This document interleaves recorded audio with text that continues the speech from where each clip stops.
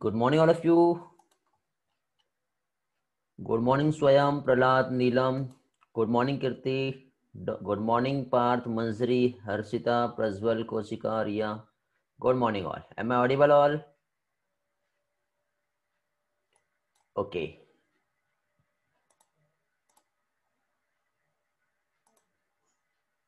Great.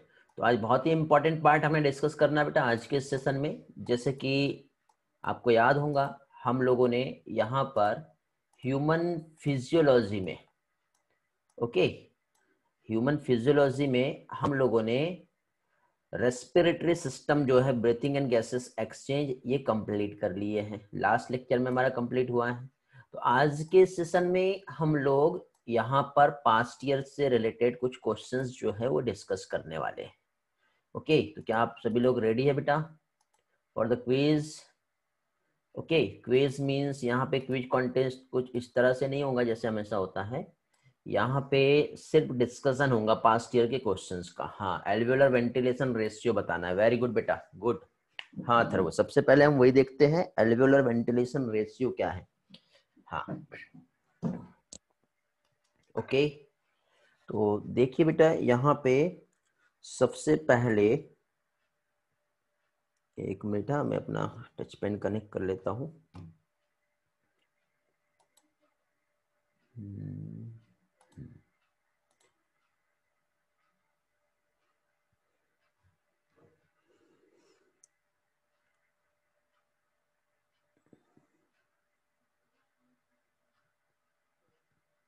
Module मिल गया बेटा आप लोगों को?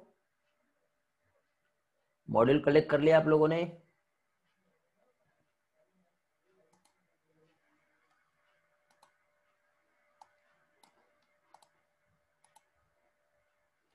नहीं मिले बेटा? ऑफिस में तो पहुंच गए मॉड्यूल्स, क्यों नहीं मिले आपको?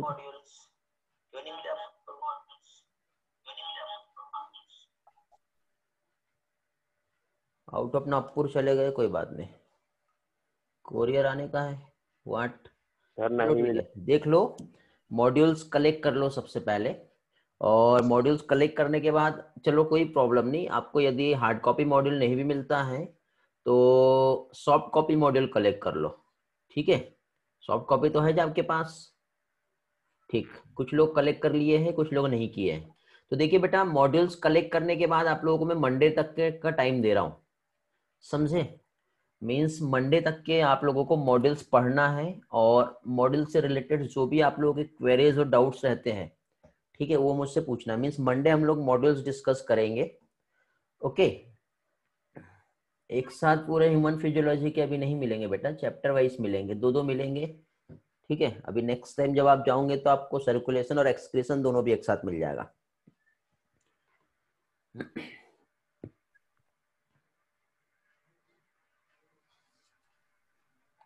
आरक्यू वैल्यू बेटा रेस्पिरेटरी कोसेंट होता है, हम लोग पढ़ेंगे आगे। नेक्स्ट जो चैप्टर आएगा रेस्पिरेटरी सिस्टम, जो रेस्पिरेशन इन प्लांट जो है वहां पर दोनों चैप्टर्स बेटा आप पढ़ लो। डिस्कस का मतलब देखिए ये है कि मॉड्यूल्स मेरे थ्रू आप लोगों को प्रोवाइड कर दिया गया है। सॉफ्ट कॉपी आपको ऑलरेडी मिल गई है, हार्ड कॉपी आपको ऑफिस से कलेक्ट करना है। ठीक है, हार्ड कॉपी नहीं कलेक्ट कर पा रहे कोई प्रॉब्लम नहीं, सॉफ्ट कॉपी से आप लोग जो है स्टडी कर सकते हो। स्टडी में बेटा ऐसा है कि मॉड्यूल्स आपको पढ़ना है, ठीक है। मॉड्यूल्स पढ़ने के बाद फाइनली आप लोगों का टास्क ये है कि पढ़ने के बाद आपको जो भी क्वेरीज और डाउट्स आते हैं, क्योंकि एक एंटायर टॉपिक का जो मेन कंसेप्ट है, एंटायर चैप्टर्स का जो मेन कंसेप्ट है, वो मैं आप लोगों को यहाँ पे कंप्लीट करा दिया हूँ। ठीक है, उसमें मैंने मॉड्यूल्स के भी बहुत सारे पोर्शन जो है वो कवर किया हूँ। ठीक है, जो मुझे इंपॉर्टेंट लगे। ठीक है, इंपॉर्टेंट मीन सारी चीजें मैंने कवर किया हूँ मॉड्यूल्स का भी। हाँ, अब कुछ कुछ चीजें उसमें रह गई है, तो रह गई मीन्स अब इन एडिशनल टू एनसीईआरटी है, आपका टास्क है आप लोगों को पढ़ना है। पढ़ने के बाद आप लोगों को जो चीज नहीं समझे उसको मार्क करना है, या तो आप उसका स्क्रीनशॉट भेज दो मुझे, मैं चैट में समझा दूंगा, या तो ज्यादा सेम टॉपिक को लेके मैक्सिमम स्टूडेंट के डाउट्स रहेंगे तो उस पार्ट को हम क्लास में डिस्कस कर लेंगे। समझ में आ गया? अब देखिए यहाँ पे कई पार्ट ऐसा है जो जरूरी भी नहीं है, जो उस मॉड्यूल में है बट वो हमें नहीं भी पढ़ना है। तो कुछ ऐसी चीजें हैं तो आप मुझसे पूछ सकते हैं कि सर ये वाला पार्ट जो है समझ नहीं रहा है और ये बहुत हेक्टिक भी हो रहा है, आउट ऑफ एनसीईआरटी हमें लग रहा है, तो ये क्या पढ़े या छोड़ दे। तो उसमें आपको मैं सजेस्ट करूंगा कि बेटा नहीं ये आप पढ़ लो, ये इंपॉर्टेंट है, मैं समझा दूंगा आप लोगों को। या फिर मैं आपको बोल दूंगा कि बेटा देखो ये कुछ ज्यादा एक्स्ट्रा का दिया है, जैसे कि फॉर एग्जांपल रैबिट को लेकर के जैसे डाइजेशन आपने पढ़े होंगे, तो वहां पे डेंटल फॉर्मूला और एक्स्ट्रा के पार्ट्स बताएं, वो क्वेश्चंस पहले पूछे जाते थे बट अभी नहीं आते बेटा, तो उस चीज का नीड नहीं है, समझे। तो इस तरह से आप लोग मुझसे क्वेश्चंस पूछ सकते हो। चलो फाइनली यहाँ पे हम लोगों ने जब अभी हम स्टार्ट कर रहे हैं, रेस्पिरेटरी सिस्टम हम लोगों ने लास्ट टाइम स्टार्ट किए थे, ठीक है। तो इसमें हम लोगों ने रेस्पिरेटरी वॉल्यूम पढ़े थे, आपको याद होगा हम लोगों ने रेस्पिरेटरी वॉल्यूम का स्टडी किए हैं। और रेस्पिरेटरी वॉल्यूम जो है इसमें हम लोगों ने जैसे कि टाइडल वॉल्यूम का स्टडी किए थे, इंस्पिरेटरी रिजर्व वॉल्यूम हमने स्टडी किए थे, एक्सपिरेटरी रिजर्व वॉल्यूम हम लोगों ने स्टडी किए थे, और फाइनली रेसिडियल वॉल्यूम हम लोगों ने स्टडी किए थे। टाइडल वॉल्यूम जो है 500 होता है, जो कि नॉर्मल ब्रीथ इन और ब्रीथ आउट को बताता है। इंस्पिरेटरी रिजर्व वॉल्यूम जो है वो एक्स्ट्रा का एफर्ट के बाद जब हम ब्रीथ करते हैं 2500 से लेके 3000 ml होता है। ईआरवी जो है 1000 से लेके 1100 तक के होता है, और आरवी 1100 से लेके 1200 ml तक के का होता है। लेकिन बेटा ये सारे वॉल्यूम के बाद अगेन यहाँ पे एक और वॉल्यूम होता है जिससे कहते हैं बेटा डेड स्पेस वॉल्यूम। अब डेड स्पेस वॉल्यूम मींस देखो यहाँ पे इस तरह से ट्रैकिया जो है, ठीक है, ट्रैकिया जब आगे डिवाइड होगा ब्रोंकाई एंड ब्रोंक्यूल्स में, तो उसके बाद फाइनली ये हो गया एल्वियोलाई। तो एल्वियोलाई तक के यदि हम लोगों ने एक बार ब्रीथ किए तो वन टाइम ब्रीथ से 500 ml एयर जो है नॉर्मल जो ब्रीथ होता है उससे हमने एयर को क्या किया बेटा, पहुंचाए। इस तरह से एयर जो है हम लोगों ने क्या किए, इनहॉल किए। ओके, तो यहां पे देखिए ये जो 500 ml एयर जो हम लोगों ने इनहॉल किए, तो फाइनली यदि हम देखें कि एल्वियोलाई तक के कितना एयर पहुंचा है, तो क्या कंप्लीट 500 ml एल्वियोलाई तक के पहुंचेगा क्या, नहीं, 500 ml एल्वियोलाई तक के नहीं पहुंचता है। क्यों, क्योंकि इसका रीजन ये है कि यहाँ पे जितना भी बीच बीच में जो स्पेस आ रहा है, ठीक है, यदि हम ट्रैकिया की बात करें, ब्रोंकाई की बात करें, ब्रोंक्यूल्स की बात करें, ब्रोंकियल ट्री, तो यहाँ पर भी अपना खुद का एक स्पेस होता है, ठीक है। तो यहाँ पे अपना खुद का जो स्पेस जो प्रेजेंट है मींस यहाँ पे ये जो 500 ml एयर है उतना नहीं जा रहा है, इस 500 का 150 ml एयर जो है वो इस रिमेनिंग जो जगह है स्पेस यहाँ पर प्रेजेंट होता है। मींस फाइनली एल्वियोलाई तक के कितना एयर पहुंचा बेटा, तो एल्वियोलाई तक के 350 ml एयर जो है ये पहुंचता है। तो 350 ml एयर जो है इस टाइडल वॉल्यूम का एल्वियोलाई तक के गया, बट इस टाइडल वॉल्यूम का जितना जो रिमेनिंग एयर हमारे जो ट्रैकियल स्पेस है वहां पे पहुंचा, इस वॉल्यूम को कहते हैं डेड स्पेस वॉल्यूम। क्या कहेंगे बेटा इसे, डेड स्पेस वॉल्यूम।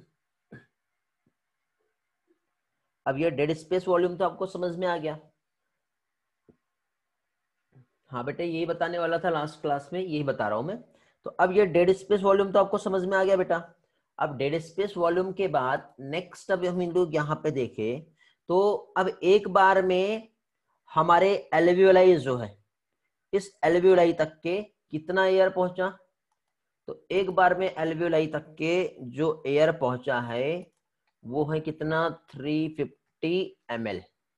अब 350 ml एयर जब एक बार में एल्वियोलाई में पहुंचा, और हम जानते हैं, ठीक है, क्या चीज, हम जानते हैं कि यहाँ पे ये जो एयर जो जा रहा है इसमें हमारे ब्लड में जब पास होगा, जो एक्सचेंज होगा, तो 350 ml जो है एक बार में जा रहा है, ठीक है। तो एक मिनट में कितना जाएगा, तो हम जानते बेटा एक मिनट में हम जनरली जो ब्रीथ होता है 12 से लेके 16 टाइम्स हम ब्रीथ करते हैं। तो यदि हम अप्रोक्सीमेटली 12 टाइम्स का हम कंसीडर करें, ठीक है, 12 टाइम्स यदि हम कंसीडर करें तो एक्चुअल एयर कितना गया, तो यहाँ पे देखिए बेटा दो आता है टाइप्स। एक तो अकॉर्डिंग टू 500 ml यदि हम देखें तो एक बार में टाइडल वॉल्यूम हमने 500 ml लिए और 12 से 16 टाइम जब एयर लेते हैं तो पर मिनट कितना एयर हमारे बॉडी में जाएगा बेटा, 600 ml से लेकर के 800 ml जो है, मतलब 6 लीटर से लेके 8 लीटर तक के एयर जो है हमारे बॉडी में जाता है अकॉर्डिंग टू 500 हम देख रहे हैं, समझे। लेकिन यदि हम 350 से कैलकुलेट करेंगे तो बेटा 12 मल्टीप्लाई 350 मतलब कितना, 4200 इतना एयर बेटा पर मिनट जो है ये जाता है, समझे। तो आपको डेड स्पेस के रिस्पेक्ट में पूछा तो 4200 से 5600 तक क्या आएगा, ठीक है, समझे। वॉइस फ्लक्चुएट हो रही है क्या बेटा, अभी देखो अभी भी प्रॉब्लम आ रहा है वॉइस का, नहीं है, बीच में हो सकता हुआ होगा बट बाकी किसी के साथ प्रॉब्लम नहीं है बेटा वॉइस का, ओके। समझ में आ गया बेटा, ये होता है डेड स्पेस वॉल्यूम, ठीक है। इसके बाद हम लोगों ने ऑक्सीजन डिसोसिएशन कर्व हमने देखे थे। ऑक्सीजन डिसोसिएशन कर्व में हीमोग्लोबिन का ऑक्सीजन के साथ कैसे एफिनिटी होता है ये हम लोगों ने समझे थे। तो हीमोग्लोबिन का ऑक्सीजन के साथ जो एफिनिटी है, ठीक है, तो अब देखो हम लोगों ने डीपीजी पढ़े थे। डीपीजी जब इंक्रीज होता है तो हीमोग्लोबिन ऑक्सीजन को क्या करता है बेटा, छोड़ देता है। इसी के साथ साथ देखो यहाँ पे डीपीजी तो आपको पता है, कार्बन डाइऑक्साइड का कंसेंट्रेशन ये भी पता है, टेम्परेचर आपको पता है, पीएच ये भी आप लोग बहुत अच्छी तरह से जानते हो, ठीक है बेटा। बट इसके अलावा यहाँ पे एक बात याद रखना, जैसे कि फॉर एग्जाम्पल क्या कह सकते हैं बेटा, जब हम हिली एरिया पे जब जाते हैं तो एल्टीट्यूड सिकनेस आपने नाम सुने होंगे, मीन्स हाई एल्टीट्यूड पे जाने की वजह से जैसे जैसे हम ऊपर जाते रहते हैं तो हीमोग्लोबिन और ऑक्सीजन की एफिनिटी ब्रेक हो जाती है। प्रेगनेंसी के टाइम पे जो है बेटा देखो ब्रीथिंग फास्ट चलती है, तो प्रेगनेंसी के टाइम पे भी हीमोग्लोबिन और ऑक्सीजन का एफिनिटी टूट जाता है। और एनीमिया होने की कंडीशन जब आती है, मीन्स ऑब्वियसली आरबीसी काउंट्स कम है ना, तो एनीमिया जो है इस टाइम पे भी ऑक्सीजन हीमोग्लोबिन एफिनिटी जो है वो वीक देखने को मिलेगी।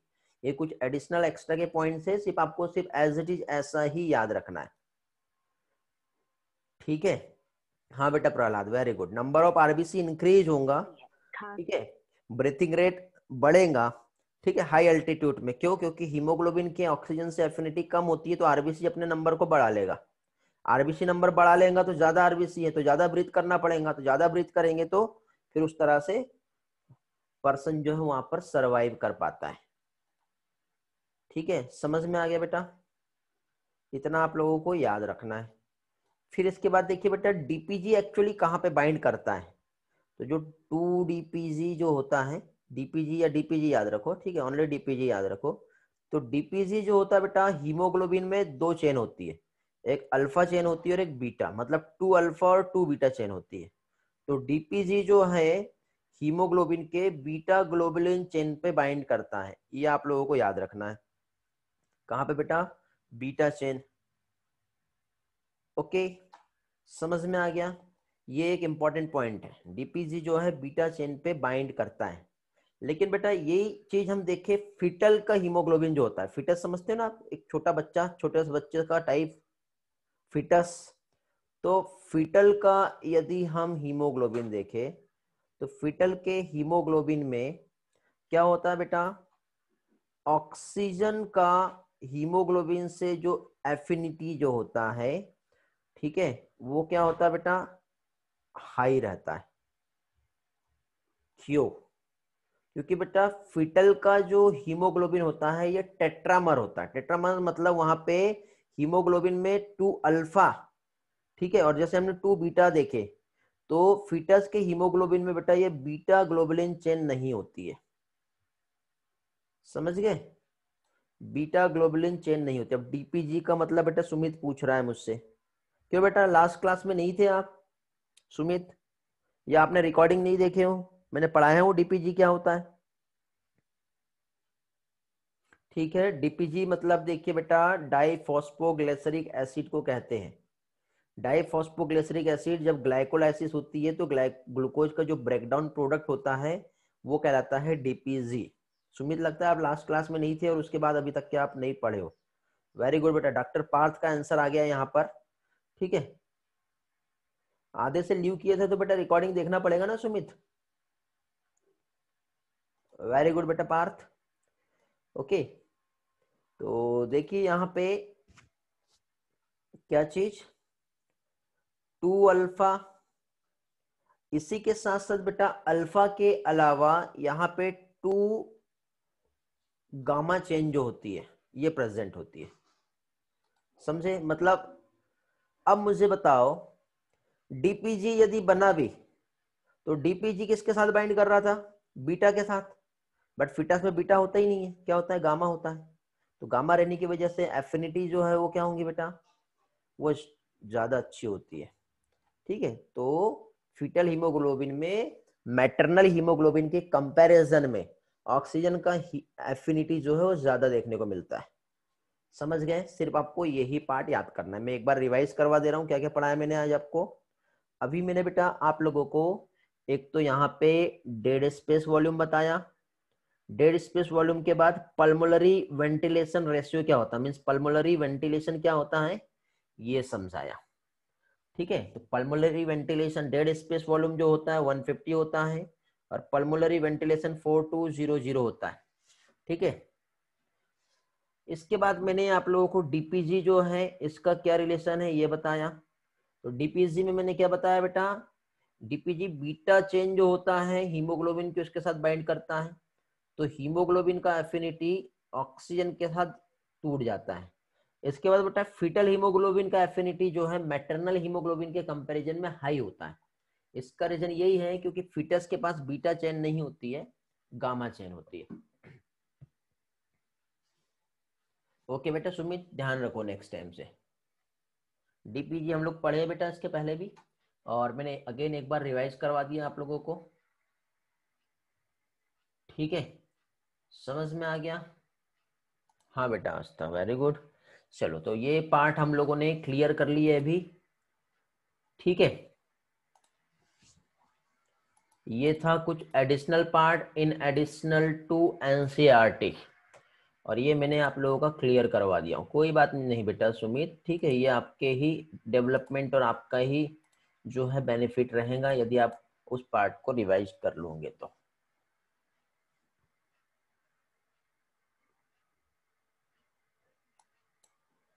उतना डिटेल नहीं जाना बेटा अथर्व हम लोगों को, आप लोग पढ़ लिए हो तो अच्छी बात है। कुछ डाउट है तो ये डाउट मैं आपका, ठीक है, बाद में पर्सनल क्लियर करवा दूंगा। ठीक है, नहीं तो बाकी लोग कंफ्यूज हो जाएंगे बेटा। ठीक है, हाँ जो बेटा एक्स्ट्रा जा रहा है अच्छी बात है, कोई प्रॉब्लम नहीं है, लेकिन बहुत डिटेल में नहीं जाना है। ठीक है, यदि आपने पढ़ लिए हैं, आपके डाउट आते हैं तो मैं आप लोगों को पर्सनल समझा दूंगा, क्योंकि ग्रुप में समझाने से क्या होगा बेटा कि कंफ्यूजन क्रिएट हो जाएगा। ओके, चलो, हाँ कुछ चीजें ऐसी रहती है जो ग्रुप में ही डिस्कस करना होता है, बट कुछ चीजें जो है पर्सनली यदि कोई एक्स्ट्रा पढ़ रहा है और उसके यदि डाउट आ रहे हैं तो मैं उसके लिए हूँ बेटा, हमेशा समझाऊंगा। ठीक, हाँ, और उसमें किसी के डाउट यदि मुझे ऐसे लगते हैं कि नहीं ये बाकी लोगों के साथ भी शेयर करना चाहिए तो वो भी मैं बाकी लोगों से शेयर करूंगा।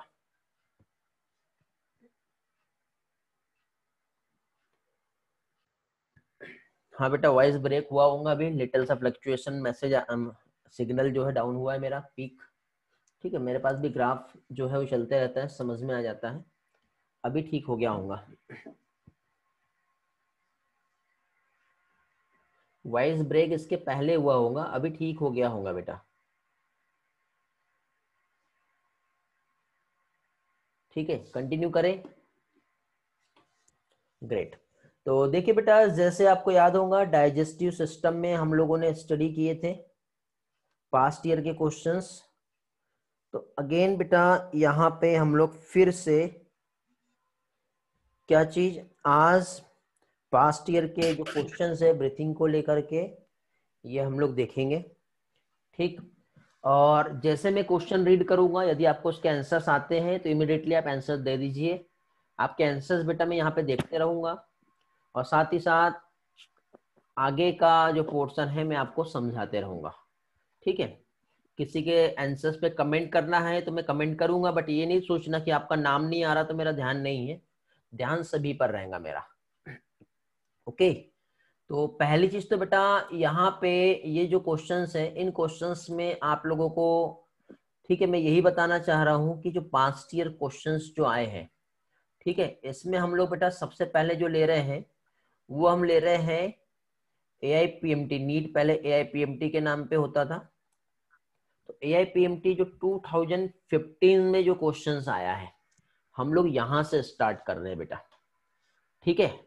फिर 2015 के एम्स में क्या क्वेश्चन आया, फिलहाल तो एम्स भी बेटा नीट में आ गया है, समझ गए। इस बार बहुत बड़ा प्रॉब्लम कंफ्यूजन था कि एम्स जब नीट में आया है तो एम्स में जनरल अवेयरनेस के क्वेश्चंस भी आते हैं, असर्शन रीजन भी आते हैं, तो फिर क्या नीट का सिलेबस चेंज होगा क्या। तो इस बार कोई भी चेंजेस देखने को नहीं मिला बेटा, नीट का सिलेबस एज इट इज रहा है, सिर्फ एम्स मर्ज हुआ है, तो एम्स के क्वेश्चन नीट में नहीं पूछे गए हैं। लेकिन फिर भी बेटा देखिए हम लोग अच्छी तरह से प्रिपेयर रहे, और पहले जो मेडिकल एग्जाम में क्वेश्चंस कैसे आते थे और अभी कितना कंपटीशन लेवल चेंज हुआ है, वो समझने के लिए पास्ट ईयर के क्वेश्चंस को जानना बहुत जरूरी है, ठीक है। और ये एक आपको कॉन्फिडेंट भी बिल्डअप करेगा बेटा कि अब तक के जो 4 से 5 साल में क्वेश्चन पूछे गए हैं और हम लोग जो पढ़ रहे हैं, कहीं ऐसा तो नहीं कि हम गलत पढ़ रहे, तो एक कॉन्फिडेंट भी आ जाएगा बेटा कि हमारा पढ़ा हुआ जो है वो क्लियर हुआ है या नहीं हुआ है। तो आपको एक बात बता देता बेटा, 2015 के बाद या फिर 2016 से यदि हम देखें तो सिलेबस में चेंजेस आया है, और चेंजेस ऐसा है बेटा कि सिर्फ और सिर्फ एनसीईआरटी ही पूछी जा रही है, उसके अलावा और कुछ भी नहीं पूछी जा रही है। हाँ, लेकिन 2015 और उसके पहले की यदि हम बात करें तो पहले एनसीईआरटी के अलावा भी एक्स्ट्रा के क्वेश्चंस पूछे जाते थे। लेकिन फिर भी बेटा मैं आप लोगों को यहाँ पे 2005 या 2006 के बाद से लेके अभी तक के मीन्स लास्ट 15 ईयर्स के क्वेश्चंस जो है मैं प्रैक्टिस लेऊंगा, समझ गए, जिसमें आज हम लोग ओनली लास्ट 5 ईयर के क्वेश्चंस जो हैं वो हम डिस्कस करेंगे। क्योंकि देखिए सबसे पहले हम लोगों को 2016 या 15 से लेके अभी तक का हमको सॉल्व करना है, यदि वो सॉल्व हो जाए तो उसके बाद हम उसके पहले वाले पार्ट पे जाएंगे, क्योंकि अभी हमारा जो सिलेबस पैटर्न जो है वो यही है, ठीक है बेटा। तो देखिए यहाँ पे क्वेश्चन नंबर 18 से हम लोग स्टार्ट कर रहे हैं, और क्वेश्चन नंबर 18 में क्या बोला है, जब हम ब्रीथ को होल्ड करते हैं, क्या कर रहे हैं बेटा, हम लोग ब्रीथ को होल्ड करते हैं, तो अभी इसलिए बेटा ब्रीथ इन किए और होल्ड करके रखे, तो कार्बन डाइऑक्साइड का कंसंट्रेशन क्या होगा बेटा, इंक्रीज होगा, ताकि हमको इमीडिएटली एक मैसेज मिले कि भैया देख लो ऑक्सीजन का लेवल कम हो गया है और कार्बन डाइऑक्साइड का कंसंट्रेशन बढ़ गया है, ठीक है। ओके, वेरी गुड बेटा, सभी लोगों के आंसर आए इस क्वेश्चन पे, बहुत अच्छी बात है। साथ साथ बेटा दोनों क्वेश्चंस को देखते हुए चलेंगे, क्वेश्चन नंबर 23 भी हम यहीं पे देखेंगे साथ में। लंग्स बेटा do not collapse between breath and some air always remain in the lungs which can never be expelled because, ठीक है। तो देखिए बेटा यहाँ पे इस पार्ट को समझना है यदि हमें, तो सबसे पहले हमें इस पोर्शन को समझने के लिए क्या करना पड़ेगा बेटा, इस पार्ट को समझने के लिए हम लोगों को लंग्स का स्ट्रक्चर देखना पड़ेगा वंस अगेन। और लंग्स का स्ट्रक्चर यदि हम देखें तो आपको याद होगा कि इस तरह से यहाँ पे क्या कह सकते हैं बेटा, ये हमारा जैसे सपोज ये लंग्स है, ओके, लंग्स की ये दो पार्ट जो मैंने आपको इसके पहले भी बताया हूँ कि इस तरह से हमारा ये लंग्स आएगा। तो ये जो लंग्स है, तो इस लंग्स में पहली चीज तो क्या होगा बेटा, ये इस तरह से लेयर होती है लंग्स में, इस लेयर को क्या कहते हैं बेटा, प्लूरल लेयर, ठीक है। तो ये जो है एक आउटर प्लूरा होता है, पैराइटल प्लूरा, और एक इनर होता है विसरल प्लूरा। दोनों के बीचों बीच में यदि हम देखें बेटा, तो यहाँ पे क्या चीज, इनके बीच में कैविटी होंगी जिसे क्या कहते हैं, प्लूरल कैविटी, ठीक है, वेरी गुड। ये प्लूरल मेम्ब्रेन है, वहां पे कैविटी रहेंगी, प्लूरल कैविटी। और प्लूरल कैविटी में एक फ्लूइड होता है जिसे क्या कहते हैं, प्लूरल फ्लूइड, ओके। तो यहाँ पे हम लोगों को जो दिखाई दे रहा है, क्या दिख रहा है बेटा, पहली चीज तो यहाँ पे प्लूरल मेम्ब्रेन, ठीक है, स्पेलिंग गलत हो गई, प्लूरल मेम्ब्रेन प्रेजेंट है। प्लूरल मेम्ब्रेन में यहाँ पे प्रेजेंट है क्या चीज बेटा, कैविटी, जिससे क्या कहते हैं, प्लूरल कैविटी कहेंगे। प्लूरल प्लूरल कैविटी के बाद फिर यहाँ पे प्रेजेंट होता है क्या चीज, प्लूरल फ्लूइड कहेंगे। ओके, अब यहाँ पे प्लूरल फ्लूइड की यदि हम बात करें बेटा, तो अब देखिए दोनों मेम्ब्रेन के बीच में प्लूरल फ्लूइड जो होता है, यहाँ पे एक स्पेशल प्रेशर होता है। ठीक है, ये जो प्रेशर है बेटा, ये नेगेटिव प्रेशर होता है। कैसे होता है बेटा, ये होता है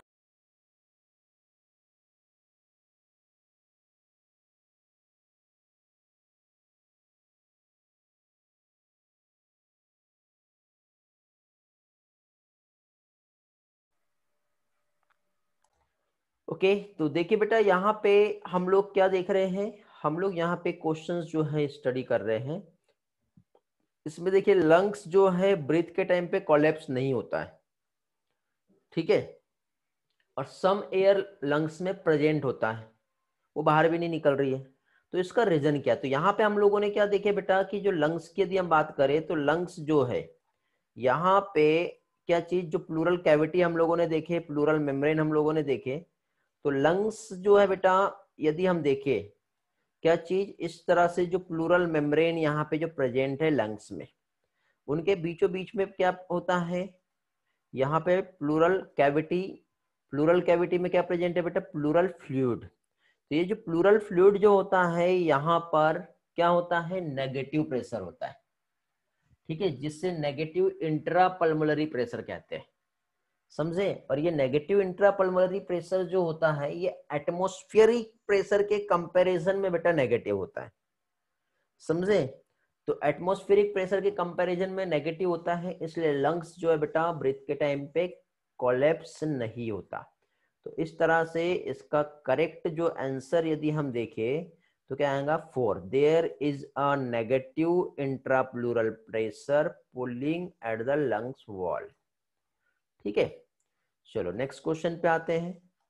नेक्स्ट क्वेश्चन जो है क्वेश्चन नंबर 9, पहले 24 हम डिस्कस करेंगे, ठीक है, फिर हम 19 पे आएंगे। तो क्वेश्चन नंबर 24 जो है क्या बता रहा है बेटा, यहाँ पे रेस्पिरेटरी रिदम सेंटर जो रेगुलेटेड होता है, ये किससे होता है, तो आपको याद होगा रेस्पिरेटरी रिदम सेंटर हम लोगों ने स्टडी किए थे।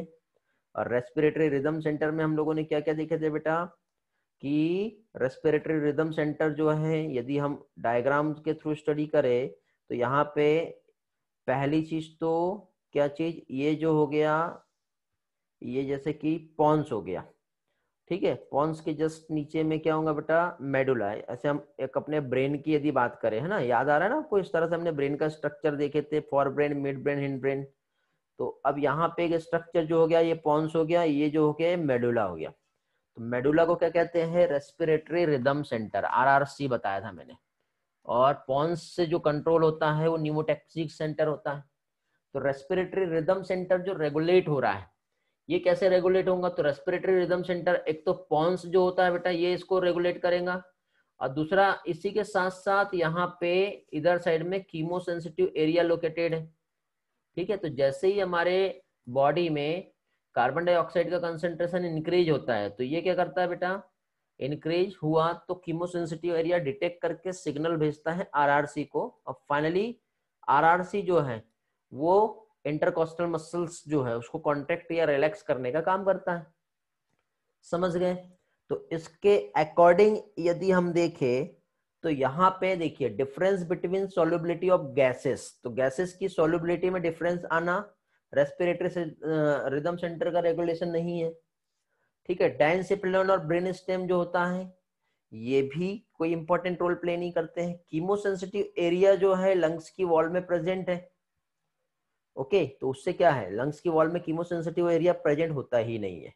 तो इस तरह से अब हमको एक चीज समझ में आ गई कि इस क्वेश्चन का जो करेक्ट आंसर जो आएगा वो सेकंड ऑप्शन, कीमोसेंसिटिव एरिया जो मेडुला के पास प्रेजेंट है, और जैसे ही हाइड्रोजन आयन का कंसंट्रेशन इंक्रीज होता है और partial pressure of carbon dioxide increase होता है, तो वो उसको सेंस करता है, डिटेक्ट करता है, और डिटेक्ट करने के बाद इमीडिएटली एक सिग्नल सेंड करता है, कहां पर, मेडुला के पास। और मेडुला क्या करेगा बेटा, ये सिग्नल जो है कॉन्ट्रैक्टरी सिग्नल जो है सेंड करेगा कहाँ पे, इंटरकॉस्टल मसल्स पे और डायफ्राम पे।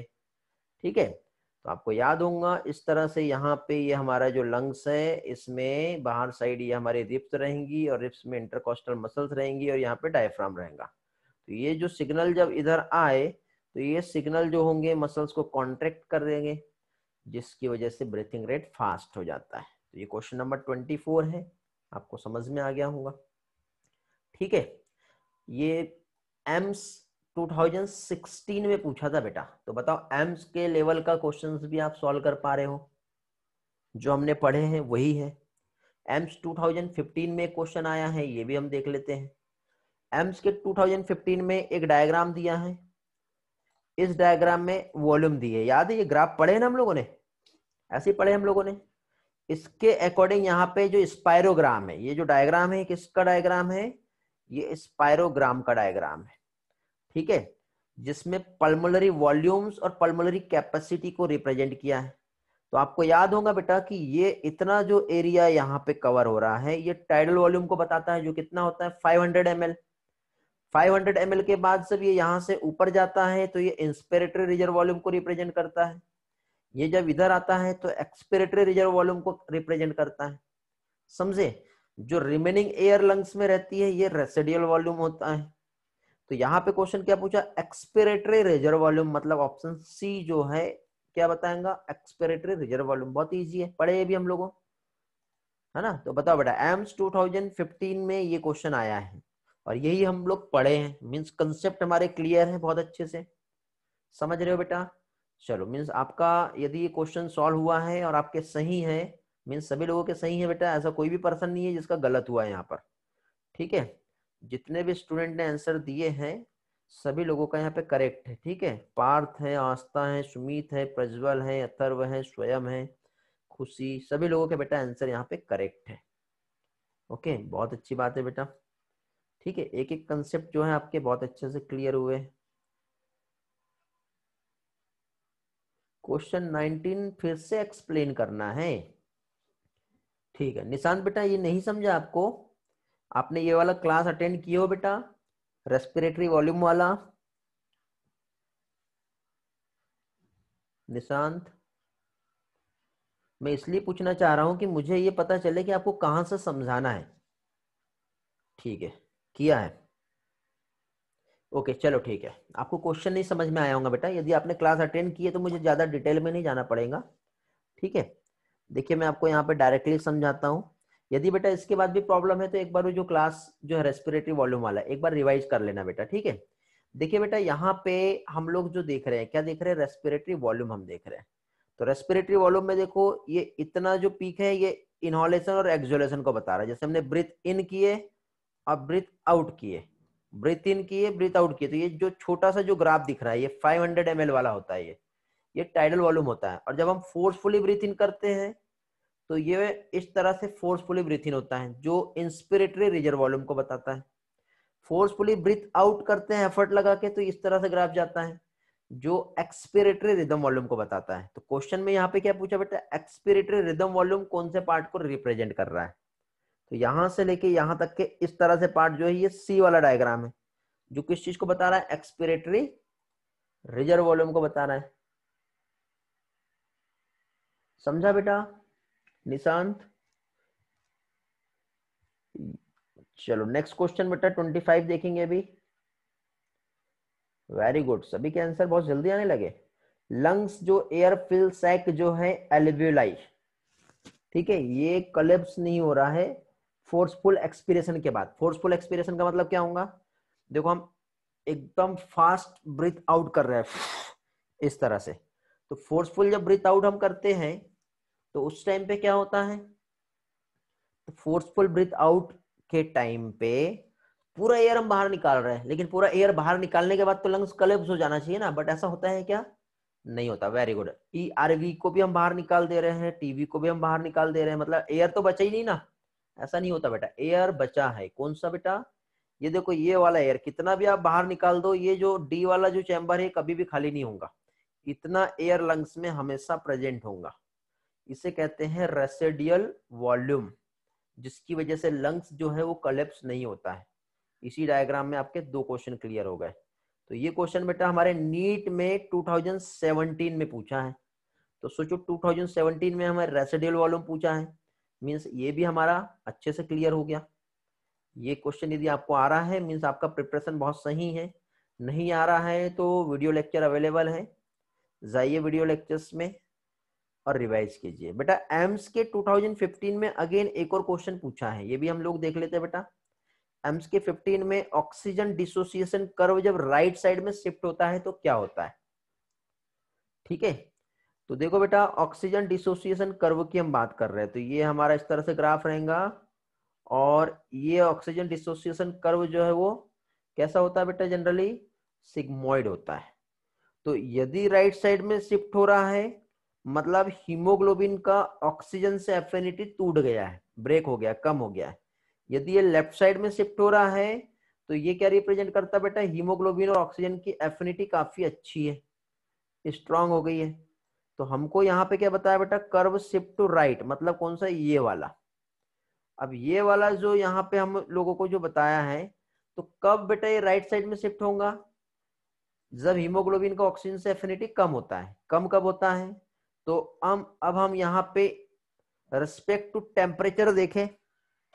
ठीक है, जब हाई होगा, ठीक है, टेम्परेचर जब इंक्रीज होता है, हाइड्रोजन आयन का कंसंट्रेशन जब इंक्रीज होता है मींस पीएच डिक्रीज हो जाएगा, कार्बन डाइऑक्साइड का कंसंट्रेशन भी इंक्रीज होगा, समझे। और ऐसी कंडीशन कहाँ पे बनती है बेटा, टिश्यू में बनती है। तो ये सारे ऑप्शंस पे यदि हम आए और इस ऑप्शंस के अकॉर्डिंग यदि हम देखें तो ये एक भी ऑप्शन यहाँ पर मैच नहीं कर रहे। क्यों, क्योंकि कार्बन डाइऑक्साइड का कंसंट्रेशन डायरेक्टली उसने क्या बता दिया हम लोगों को बेटा, डिक्रीज होता है।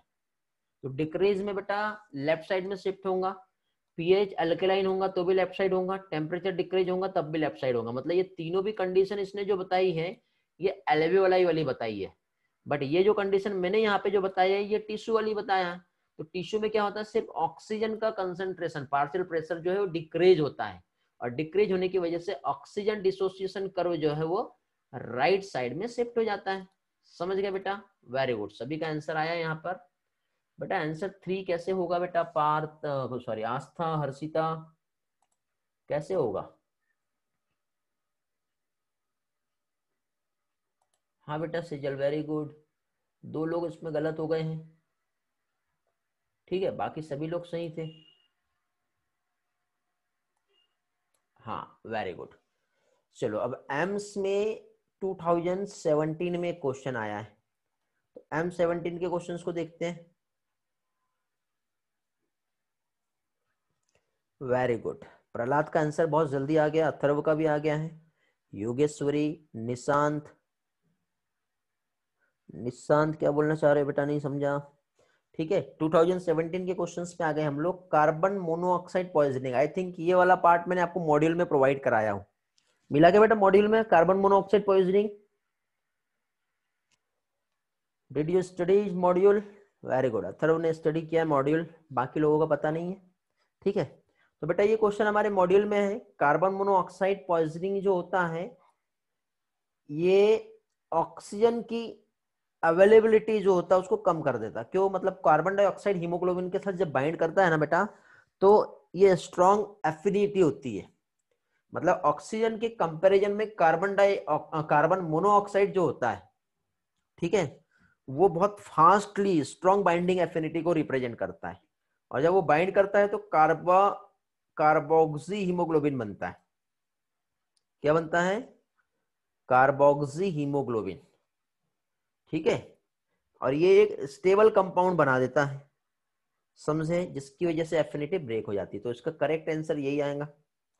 ठीक है, क्योंकि कार्बन मोनोऑक्साइड पॉइजनिंग मतलब कार्बन डाइऑक्साइड के कंसंट्रेशन का इंक्रीज होना नहीं होता, क्योंकि कार्बन डाइऑक्साइड CO2 को रिप्रेजेंट करता है और कार्बन मोनोऑक्साइड CO को रिप्रेजेंट करता है। आप देखना जब पॉल्यूटेड वाली जगह पे हम जाते हैं, कोई व्हीकल से बहुत ज्यादा फ्यूम्स जब निकलता है, धुआं निकलता है, और जब हमारे बॉडी में जाता है तो खुद को एक अलग सा वीकनेस फील होता है।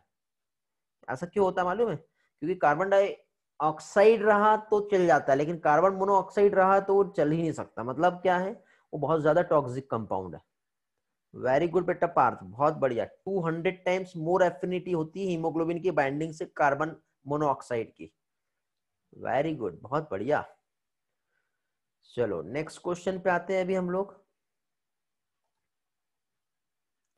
21 का ऑप्शन, अच्छा 21 पे पहुंच गए आप लोग। अरे यार बहुत फास्ट चल रहे हो यार आप तो, बहुत बढ़िया। हाँ 21 नीट के 16 में ये क्वेश्चन पूछा है बेटा। नीट 16 में फेज 1 और फेज 2 के फॉर्म में हुआ था। तो नीट 16 का 2 बार एग्जाम हुए थे बेटा। अस्थमा क्या बैक्टीरिया की वजह से हो रहा था क्या? नहीं। ट्रैकिया में इन्फ्लामेशन हो रहा था क्या? नहीं। फ्लूइड लंग्स में एक्युमुलेट हो रहा था क्या? नहीं। एलर्जिक रिएक्शन है। अब आपको याद आ रहा होगा मास्ट सेल मैंने बताया था, मास्ट सेल क्या सीक्रेट करता है ये बताओ। Very good Atharv, mast cell secrete करता है हिस्टामाइन। और हिस्टामाइन के दो फंक्शंस होते हैं, चलो बताओ। अथर्व, पार्थ, योगेश्वरी, आर्यन, कोशिका का आंसर आया है। हिस्टामाइन के दो फंक्शंस थे, कौन कौन से थे? वैसोडाइलेटर और very good vasoconstrictor, sorry क्या, bronchoconstrictor. Very good. Blood vessels को डायलेटेड कर देगा और ब्रोंकाई को क्या करेगा? कॉन्स्ट्रिक्ट कर देगा। समझे? तो ये एक एलर्जिक रिएक्शन होता है mast cell of the lungs में।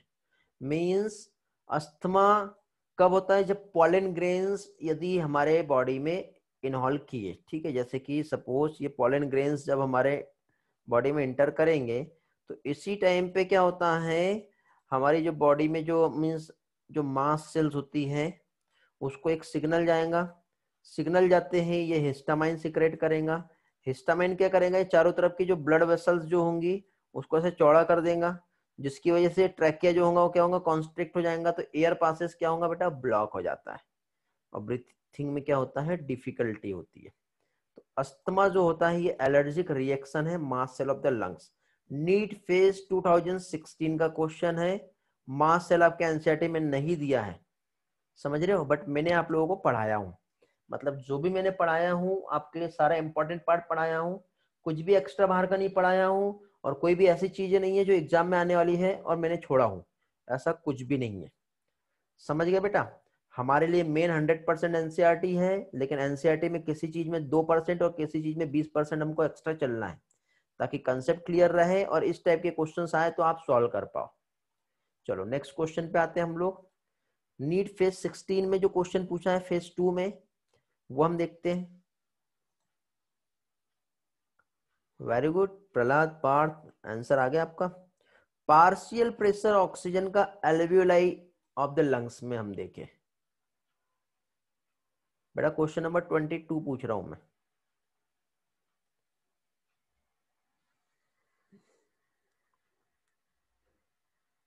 ओके, ऑब्वियसली बेटा एल्वियोलाई में ऑक्सीजन का पार्शियल प्रेशर ज्यादा रहेगा, लेकिन यहाँ पे ब्लड के कंपैरिजन में पूछा है। ठीक है, तो ब्लड के कंपैरिजन में क्या होता है? ब्लड से ज्यादा एल्वियोलाई में ऑक्सीजन ज्यादा होता है।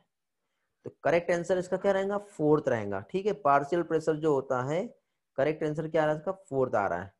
शुरुआत में कुछ स्टूडेंट बेटा गलत थे, बाकी अभी सभी लोग सही हैं। ठीक है, शुरुआत में बेटा आर्यन ने तो सही दिया है। सेजल बेटा आप फर्स्ट आंसर क्यों दिए 22 का? आई डोंट नो, स्वयं का आंसर गलत आया था शायद, स्वयं आप भी किसी और क्वेश्चन का आंसर दे रहे थे। ठीक है, चलो क्वेश्चन नंबर 27 पे आते हैं हम लोग। इसके पहले वाला हो गया क्या? 26 हो गया ना? हाँ। अब नीट के बेटा 2018 में क्वेश्चन आया है, ये हम लोग देख लेते हैं। और 2018 में जो क्वेश्चंस पूछा है, which of the following options correctly represent asthma and emphysema, दो यहाँ पे आया है। तो अस्थमा में क्या होगा बेटा? ब्रोंकाई में इन्फ्लामेशन हो जाता है और एम्फीसीमा में रेस्पिरेटरी सरफेस जो है वो डिक्रीज हो जाता है। क्यों? क्योंकि बेटा एल्वियोलाई की यदि हम बात करें तो एल्वियोलाई को ये डैमेज कर देता है। तो एल्वियोलाई को डैमेज करने की वजह से ये एल्वियोलाई हो गया और ये हमारा ब्लड कैपिलरी, इन दोनों के बीच का जो स्पेस है वो दूर ज्यादा हो जाएगा, क्योंकि एल्वियोलाई डैमेज हो जाएगा तो गैसेस एक्सचेंज प्रॉपरली नहीं हो पाता है। हाँ बेटा स्वयं, ओके वेरी गुड। इसके पहले आपने इसका आंसर दिए थे, okay very good. Major causes of cigarette smoking जो होता है। ग्रेट बेटा, चलो बहुत अच्छी बात है यार, आपके एक्स्ट्रा के आंसर्स मिलते हैं, बहुत अच्छा लगता है मुझे। ठीक है, जो लोग बेटा सिर्फ ऑप्शंस बता रहे हैं वो अच्छी बात है, गुड, बट जो लोग ऑप्शंस के साथ साथ उन ऑप्शंस के कुछ मीनिंग्स भी बताते हैं, वेरी गुड, वेरी ग्रेट बेटा, ग्रेट वर्क। ठीक है, बहुत अच्छी बात है कि आप ऑप्शंस के अलावा उसका एक्सप्लेनेशन भी देते हो। ठीक है, ये आपके कंसेप्ट क्लियरिटी को बताता है। वेरी गुड बेटा खुशी। चलो आगे बढ़ते हैं। तो नीट 2018 हमने देखे, 2018 में एक क्वेश्चन ये आया है, इसी के साथ साथ बेटा अगेन एक और क्वेश्चन पूछा है 2018 में। ठीक है, 2020 का एग्जाम मैंने क्वेश्चन तो आप लोगों के साथ डिस्कस कर लिया हूं। ओके, चलो तो अभी 18 का हम आगे देखते हैं। Next part, match the item given column 1 and column 2, correct option given below. Tidal volume कितना होता है? देखिए बेटा यहाँ पे एक लॉजिक, एक ट्रिक दे रहा हूं, कभी भी मैच द कॉलम वाले आएंगे ना, सिर्फ एक ही ऑप्शन को मैच करना है पहले। टाइडल वॉल्यूम हमें मालूम है कितना होता है, 500, मतलब ये वाला, मतलब ए का 3 कितने आ रहे हैं, 3 आ रहे हैं, मैच हो रहा है क्या? नहीं, मतलब चौथा ऑप्शन रिजेक्ट हो गया। फिर अगला आते हैं हम लोग किस पे, IRV पे, सेकंड का फर्स्ट होता है, सेकंड का फर्स्ट मतलब ये ऑप्शन 1 करेक्ट हो गया, आगे आंसर डायरेक्ट निकलता है बेटा। तो ऐसे क्वेश्चंस को जल्दी से सॉल्व करना, फिर क्रॉस चेक कर लेना। ERV जो है सी का 1, मतलब क्या हो रहा है बेटा, सी का 1 हो रहा है क्या, गड़बड़ हो गया फिर से, सही है, सही है। फिर डी का जो है हो गया, मींस करेक्ट ऑप्शन क्या है, फोर्थ आ रहा है क्या डॉक्टर, फोर्थ आंसर आ रहा है इसका, सेकेंड आ रहा है 28 का।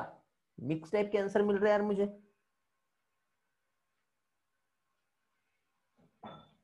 कुछ गड़बड़ हो गई है। चलो देखते हैं, फिर से सॉल्व करते हैं। क्या बोला बेटा यहाँ पे, टाइडल वॉल्यूम 500, यार ऐसा ऐसा सॉल्व किया ना इसलिए गड़बड़ हो गई। ए का 3, इंस्पिरेटरी रिजर्व वॉल्यूम बी का फर्स्ट, अच्छा ये वाला आएगा ना, हाँ ये वाला सेकंड ऑप्शन आएगा। फिर एक्सपिरेटरी रिजर्व वॉल्यूम और रेसिडुअल वॉल्यूम, ठीक है, हाँ वेरी गुड। तो सेकंड ऑप्शन इसका करेक्ट ऑप्शन है, वेरी गुड। मैं वही तो बोलूं कि मेरे ऑप्शंस के अलावा आप लोग अपोज कैसे कर रहे हैं। ठीक है, एक्चुअली मैंने मार्किंग गलत दे दिया था इसलिए आंसर गलत हो गया। चलो आगे बढ़ते हैं, वेरी गुड बेटा, सभी लोग सही हैं, बहुत अच्छी बात है बेटा। ठीक है, ग्रेट। इससे आपको, मुझे एक चीज समझ में आया कि मैं कुछ गलत भी बताऊं तो आपके समझ में आने के बाद आप लोग बिल्कुल परफेक्ट रहोगे। ठीक है, और यही कंसेप्ट है। और गलत तो वैसे मैं बताऊंगा नहीं बेटा, कई जगह आपको चेक भी करना होगा कि आप कितने सही हैं, क्योंकि कई लोग ऐसे हैं कि बीच में अपने स्टेटमेंट को बदल देते हैं कि नहीं सर हाँ ये तो बता रहे हैं, बेटा मैंने पढ़ाया हूँ पहले ये सारी चीज, तो हमको उस चीज को समझना है क्या चीज सही है। चलो आगे बढ़ते हैं, क्वेश्चन नंबर 29, आंसर आ गया यार सभी लोगों के। सिलिकोसिस ऑक्यूपेशनल लंग्स डिसऑर्डर पढ़े हमने, accumulation of fibrous tissue, dust exposure long time यदि रहेगा, है ना, तो क्या होता है, ये एबिस्टोस फाइबर्स हो सकते हैं, सिलिकोसिस हो सकता है, एबिस्टोसिस हो सकता है। वेरी गुड बेटा, तो इसका करेक्ट आंसर क्या आएगा, second is the correct answer, very good, leads to fibrosis. Question number 30, AIIMS 18 का क्वेश्चन है बेटा।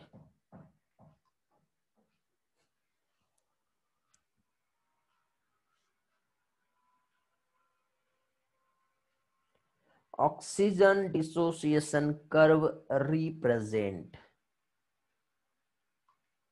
Percentage saturation of hemoglobin with oxygen, partial pressure of oxygen, partial pressure of carbon dioxide, partial क्या percentage saturation of Hb। Very good, oxygen dissociation curve percentage saturation haemoglobin का oxygen के साथ कैसे होता है ये बताता है। ओके, आपको याद होगा हम लोगों ने इस तरह से ग्राफ देखे थे, एक साइड हीमोग्लोबिन का ऑक्सीजन से कितना सेचुरेशन हो रहा है, दूसरा ऑक्सीजन का कितना परसेंटेज जा रहा है, और इस तरह से एक सिग्मोइड कर्व हमने देखे थे। तो इस तरह से यदि हम कर्व देखें तो ये परसेंटेज सेचुरेशन हीमोग्लोबिन का ऑक्सीजन से किस तरह से होता है ये बताता है, जो कि सिग्मोइड कर्व मिलता है। वेरी गुड, नेक्स्ट क्वेश्चन पे आते हैं हम लोग, क्वेश्चन नंबर 31 पे। तो carbon dioxide bind alpha beta haemoglobin, क्या बनाएगा? Carbamino haemoglobin. वेरी गुड बेटा, क्या बनता है? Carbamino haemoglobin. ये भी हमारे एनसीईआरटी का है, ये भी हम लोगों ने स्टडी की है बहुत अच्छी तरह से। क्लियर है? किसी को कुछ पूछना है इसमें? ग्रेट, बहुत बढ़िया। आगे के क्वेश्चंस पे आते हैं। अब एक काम करते हैं बेटा, ये इसके अलावा बेटा 2020 तो मैंने डिस्कस कर लिया हूँ, 19 भी मैं डिस्कस करूंगा, बट पहले कुछ और भी क्वेश्चंस है जो आप लोगों के साथ में डिस्कस करूंगा। ठीक है, मींस हम लोग अब थोड़ा सा ऊपर आते हैं फर्स्ट पार्ट पे। ठीक है, यहां पर ठीक है। क्वेश्चन नंबर 1 जो है इसको हम बाद में डिस्कस करेंगे, क्वेश्चन नंबर 2 से हम स्टडी करते हैं। ठीक है,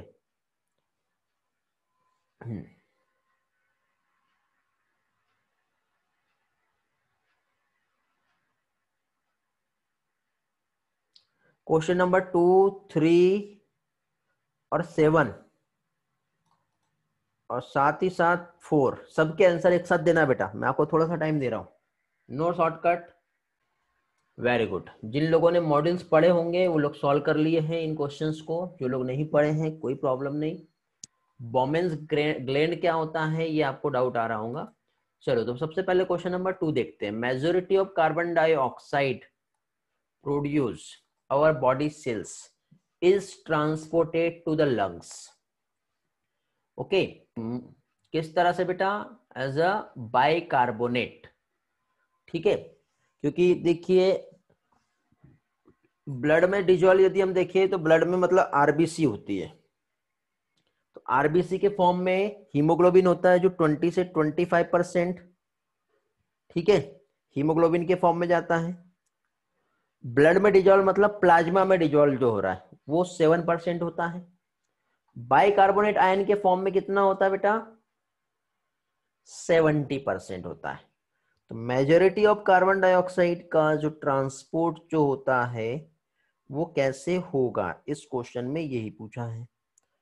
ठीक है, तो इसका करेक्ट आंसर जो रहेगा क्या रहेगा? सेकंड रहेगा। फिर बोमेन्स ग्लैंड जो होता है बेटा, ये क्या होती है? तो बोमेन्स ग्लैंड जो होता है बेटा हमारे नोज जो है, नोज में आपको याद होगा मैंने एक टर्म यूज किया था क्लास में, ऑल्फैक्टरी रिसेप्टर्स। ऑल्फैक्टरी रिसेप्टर्स जो होते हैं वो हमारा एक इपिथेलियल सेल्स होता है, उसे कहते हैं ऑल्फैक्टरी इपिथेलियम ऑफ नोज। ठीक है, वेरी गुड बेटा। तो हमारे नेजल कैविटी में एक इपिथेलियल सेल्स प्रेजेंट होती है जिससे ऑल्फैक्टरी इपिथेलियम कहते हैं। वहां पे एक स्पेशल टाइप का ग्लैंड्स प्रेजेंट होता है जो क्या कहलाता है? बोमेन्स ग्लैंड कहलाता है। ठीक है, समझ में आया बेटा? जो कहां प्रेजेंट है, तो क्वेश्चन में सिर्फ यही पूछा है कि बोमेन्स ग्लैंड जो है कहां पर प्रेजेंट होता है, तो हमें इतना याद रखना। नेक्स्ट बेटा, बोमेन्स ग्लैंड क्वेश्चन नंबर देखो, ये अगेन रिपीट किया है एम्स में 2000 AIPMT के 2007 में क्वेश्चन आया है। ठीक है, तो यहां पर भी जो है क्या है? बोमेन्स ग्लैंड का लोकेशन पूछा है बेटा। सिंपल है, ऑल्फैक्टरी इपिथेलियम जो है हमारी नोज की, ठीक है, वहां पे प्रेजेंट होता है। समझ गए? क्या करता है बेटा? ये कनेक्ट होता है ऑल्फैक्टरी न्यूरॉन से। ऑल्फैक्टरी न्यूरॉन से कनेक्ट रहेगा तो अब क्या करेंगे बेटा? जो सेंसरी इंफॉर्मेशन जो है, ठीक है, वो डायरेक्टली पास करेगा कहां पे? हमारे ब्रेन तक के। और हाँ, वेरी गुड बेटा, म्यूकस सिक्रेशन सिग्नल सेंड। ठीक है, तो बोमेन्स ग्लैंड जो है यदि हम देखें तो कहां पे? ऑल्फैक्टरी इपिथेलियम पे प्रेजेंट होता है। चलो ये वाला क्वेश्चन सॉल्व करो अभी।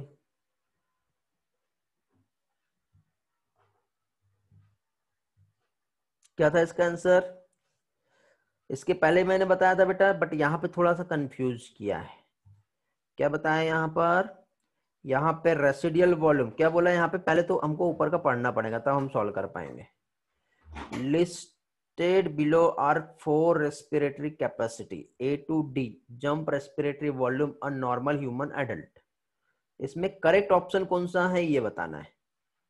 Correct matching to capacity and volume. Residual volume 2500 ml होता है क्या? पहले तो आप मुझे ये बताओ, बताएंगे बेटा? रेसिडुअल वॉल्यूम जो है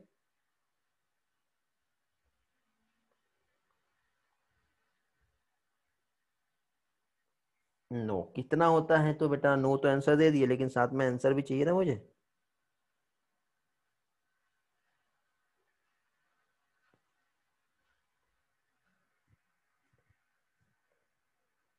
वेरी गुड। रेसिडुअल वॉल्यूम जो है 1200, वाइटल कैपेसिटी 3500 ml, हाँ ये हो सकती है।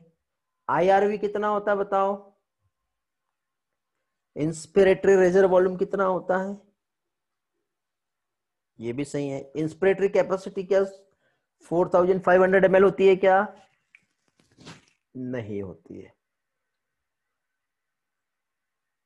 तो हमको यहाँ पे क्या क्या करेक्ट दिख रहा है बेटा?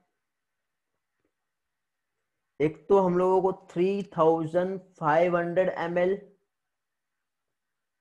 और दूसरा 1200 ml, दो हमको सही दिख रहा है। एक्चुअली यहाँ पे इसने ना ऑप्शन गड़बड़ कर दिया ये वाले, ठीक है। तो ये देखो, ये सही है क्या? नहीं है।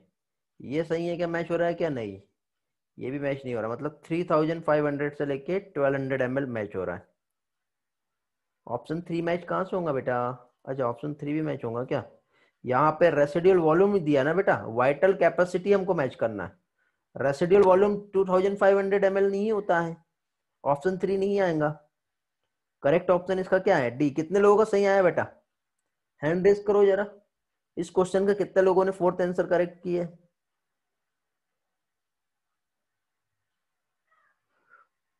5 पार्टिसिपेंट हैंड रेस करे।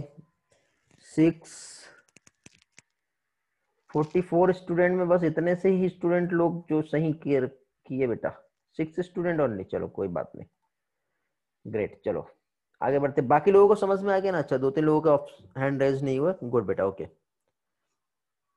आगे देखते हैं। नेक्स्ट नेक्स्ट जो है क्वेश्चन नंबर 8 सॉल्व करेंगे जल्दी से। क्या चीज? What is true about RBC in human? RBC क्या करता है बेटा? ऑक्सीजन कैरी करता है या कार्बन डाइऑक्साइड? दोनों कैरी करता है, पर बट कितना करता है कैरी?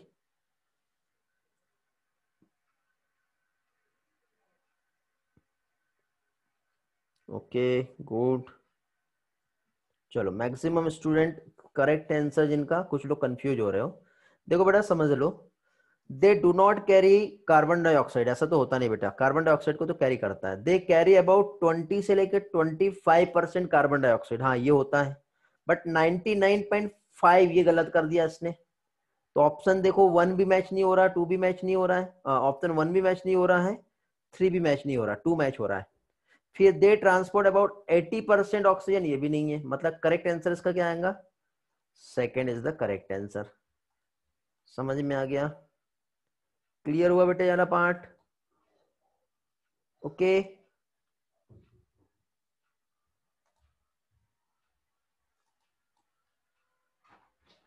चलो नेक्स्ट क्वेश्चन पे आते हैं अभी। Question number 9। क्वेश्चन नंबर 9 जो है बहुत ही इजी है।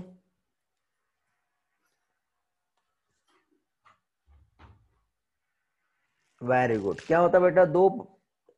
टू फ्रेंड्स जो हैं साथ में डाइनिंग टेबल पे खाना खा रहे थे।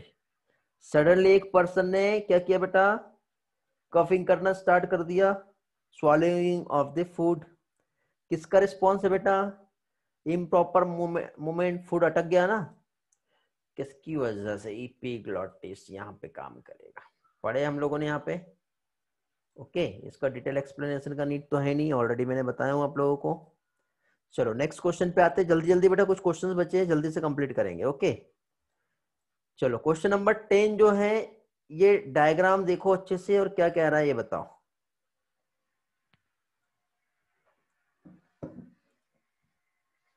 यहाँ पे डायग्राम में हमको A B C D represent किया हुआ है। तो क्या सी जो है एट्रियल कैपिलरी को बता रहा है? जो ऑक्सीजन पास कर रहा है टिश्यू में, ऐसा नहीं है बेटा, इधर से तो कार्बन डाइऑक्साइड आ रही है, ऑक्सीजन तो यहां से बाहर जाएगा। क्या ए एल्वेलर कैविटी को बता रहा है? हाँ एल्वेलर कैविटी तो है, लेकिन क्या ये मेन साइट है क्या gases exchange of respiratory gases? हाँ ये हो सकता है बेटा, ठीक है। डी कैपिलरी वॉल है क्या? डी कैपिलरी वॉल नहीं है, ये तो बेसमेंट सब्सटेंस होता है जहां ऑक्सीजन और कार्बन डाइऑक्साइड टेक्स प्लेस हो रहा है, वो तो ठीक है, बट डी ऑप्शन मैच नहीं कर रहा है। B means RBC, B RBC है क्या? जो कार्बन डाइऑक्साइड का ट्रांसपोर्ट कर रहा है कि यहां से आरबीसी ऑक्सीजन को लेके जाएगा, तो ये भी गलत हो गया। तो करेक्ट ऑप्शन इसका क्या है? Second is the right answer for this. Okay very good. Question number 14 solve करेंगे जल्दी से। पर्सन माइग्रेट करता है प्लेन में, वही रोहतक एल्टीट्यूड सिकनेस है बेटा, 6 मंथ बाद जब वापस आएगा क्या होगा बताओ? वेरी गुड, आरबीसी के नंबर बढ़ जाएंगे। क्यों? क्योंकि हीमोग्लोबिन का ऑक्सीजन से बाइंडिंग एफिनिटी कम हो गया है। करेक्ट ऑप्शन इसका थर्ड आएगा। देखो, suffer from altitude sickness, symptoms nausea and फैटिक, चलो ये हो सकता है, ये करेक्ट ऑप्शन है, बट मोस्ट करेक्ट पे हमको जाना है। आरबीसी काउंट जो रहेंगे एज इट इज रहेंगे, ऐसा नहीं होता है। कोई फिजिकली कोई प्रॉब्लम नहीं होने वाला, ऐसा कुछ नहीं है जस्ट, इसलिए करेक्ट आंसर क्या आएगा? थर्ड आएगा। चलो आगे, question number 15। During swallowing of food क्या होता है बेटा? कार्टिलेजिनस फ्लैप, जिसे इपिग्लोटिस कहते हैं, क्या करता है बेटा? ये फूड की एंट्री को प्रिवेंट करता है। चलो ये भी समझ में आ गया होगा आप लोगों को, ठीक है। यदि किसी के बेटा डाउट्स रहते हैं तो आप पूछिए, ठीक है। जो भी हमने पढ़े हैं पास्ट ईयर के एक पार्ट में आप लोगों के साथ डिस्कस कर रहा हूं, ठीक है। यदि किसी का कुछ नहीं बनता है तो आप पूछिए। क्वेश्चन नंबर 11 सॉल्व करेंगे पहले। लार्ज प्रोपोर्शन ऑफ ऑक्सीजन, ये बहुत अच्छा क्वेश्चन है, देखते कितने लोगों का आंसर सही आता है। क्वेश्चन नंबर 11,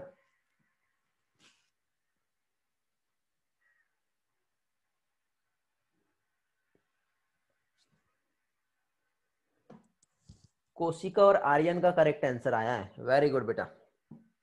बाकी लोग? नो ईसा बेटा, हर्षिता गुड गुड यस। बेटा आपको मैंने एक कंसेप्ट बताया था ऑक्सीजन के पास का, याद है? जब आरबीसी ऑक्सीजन को लेके जाता है तो टिश्यू को सिर्फ 25% डिलीवर करता है और अपने पास वो 75% बचा के रखता है, जो कि क्या होती है बेटा? अनयूज होती है। लेकिन मान लो हम बहुत तेजी से भाग रहे हैं या फिर कोई मस्कुलर एक्सरसाइज हम कर रहे हैं, तो उस टाइम के लिए इसको रिजर्व करके रखता है और वो इमीडिएटली उसको यूज कर लेता है। तो करेक्ट आंसर क्या आएगा इसका? फर्स्ट आएगा इसका करेक्ट आंसर। ओके समझ गए? चलो क्वेश्चन नंबर 12 सॉल्व करेंगे। Bulk of carbon dioxide release हुआ हमारे बॉडी टिश्यू से, ठीक है। जो ब्लड में प्रेजेंट रहेगा किस फॉर्म में बेटा? कार्बामिनो हीमोग्लोबिन या बाइकार्बोनेट आयन के फॉर्म में? वेरी गुड, बाइकार्बोनेट आयन के फॉर्म में ब्लड प्लाज्मा और आरबीसी दोनों में होता है। तो करेक्ट ऑप्शन इसका क्या हो जाएगा? सेकेंड। क्वेश्चन नंबर 16 सॉल्व करेंगे बेटा। ये फिगर है, इसमें एक डायग्रामेटिक रिप्रेजेंटेशन है, जैसे थोड़ी देर पहले हम लोगों ने देखे थे। और इस डायग्राम में देखो बेटा क्या क्या बताया है। जो डी ऑप्शन है ये वाला, lower end of lungs, diaphragm pull it down during the inspiration, क्या ये सही है क्या? यस और नो?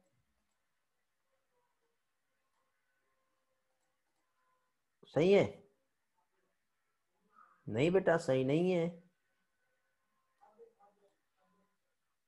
देखो अगेन, क्या देख रहे हैं, फिर से समझा रहा हूं।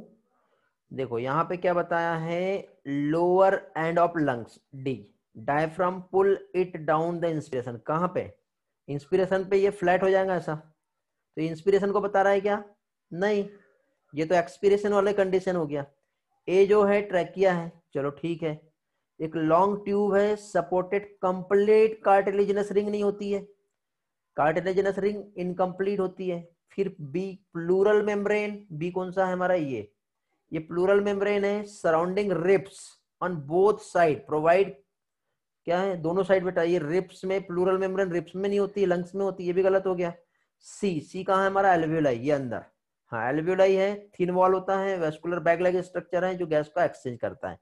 तो करेक्ट आंसर इसका आएगा फोर्थ। कुछ लोग कंफ्यूज हो गए बेटा, ठीक है, क्वेश्चन को सॉल्व करने का अप्रोच आपको समझ में नहीं आया है, ठीक है, ये क्वेश्चन डिस्कस करने से अब आपको समझेगा कि क्वेश्चन कैसे आते हैं, ठीक है। एक डायग्राम दिया है, कोई भी ऑप्शंस को बदल सकते हैं और वहां पे कुछ भी हो सकता है, तो ये आप लोगों को पहचानना है, ठीक है, समझ में आ गया। चलो आगे बढ़ते हैं, नेक्स्ट क्वेश्चन बेटा, बस 2 क्वेश्चंस रह गए हैं, 13 सॉल्व करेंगे। क्वेश्चन नंबर 13 सॉल्व करेंगे जल्दी से। करेक्ट स्टेटमेंट बताना है रेस्पिरेशन के रिगार्डिंग। क्या बोला बेटा, वर्कर्स जो ग्राइंड और स्टोन ब्रेकिंग इंडस्ट्रीज में काम कर रहे हैं सफर होता है उनको लंग्स फाइब्रोसिस होता है, हाँ ठीक है सही लग रहा है। अबाउट 90% कार्बन डाइऑक्साइड कैरी होता है हीमोग्लोबिन और कार्बन हीमोग्लोबिन, गलत हो गया। सिगरेट स्मोकिंग से इन्फ्लामेशन नहीं होता बेटा ब्रोंकाई में, एल्वियोलाई डैमेज होता है।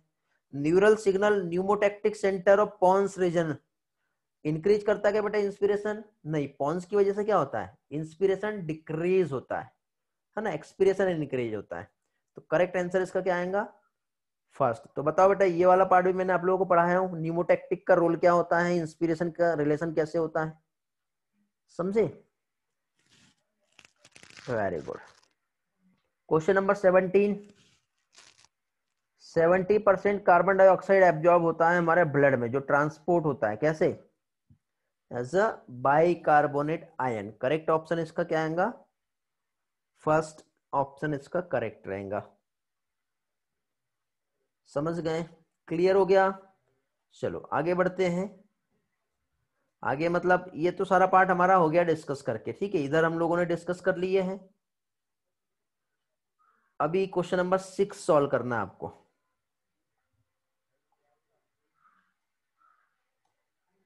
What is vital capacity of our lungs, vital capacity,